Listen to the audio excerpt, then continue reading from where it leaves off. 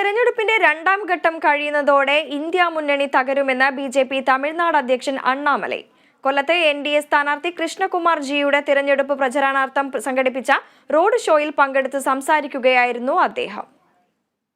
രാവിലെ 10:30 ആശ്രാമം മൈതാനിയിലെ ഹെലിപ്പാഡിൽ വന്നിറങ്ങിയ ബിജെപി തമിഴ്നാട് അധ്യക്ഷൻ അണ്ണാമലയെ ജില്ലയിലെ ബിജെപി നേതാക്കൾ സ്വീകരിച്ചു. തുടർന്ന് എൻഡിഎ സ്ഥാനാർത്ഥി ജി കൃഷ്ണകുമാറിനൊപ്പം അണ്ണാമലൈ റോഡ് ഷോയിൽ പങ്കെടുത്തു. കടപ്പാക്കട സ്പോർട്സ് ക്ലബിന് മുന്നിൽ നിന്നാരംഭിച്ച റോഡ് ഷോ ചിന്നക്കടയിൽ സമാപിച്ചു.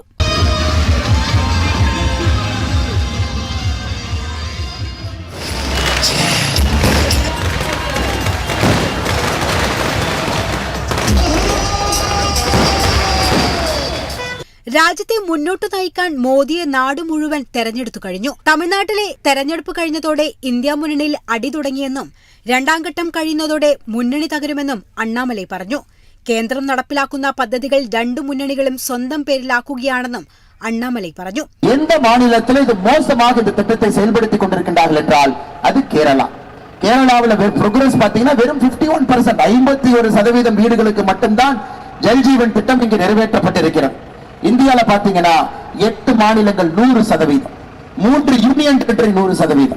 கம்யூனிஸ்ட் கட்சியை பொறுத்தவரை அவர்களும் செய்ய மாட்டார்கள், செய்ய வருபவர்களையும் விடமாட்டார்கள். அன்பு சகோதர சகோதரிகளே, നഗരത്തെ ഇളക്കിമറിച്ചുകൊണ്ടുള്ള റോഡ് ഷോയിൽ 100 കണക്കിന് പ്രവർത്തകർ പങ്കെടുത്തു. കേരള വിഷൻ ന്യൂസ്, കൊല്ലം.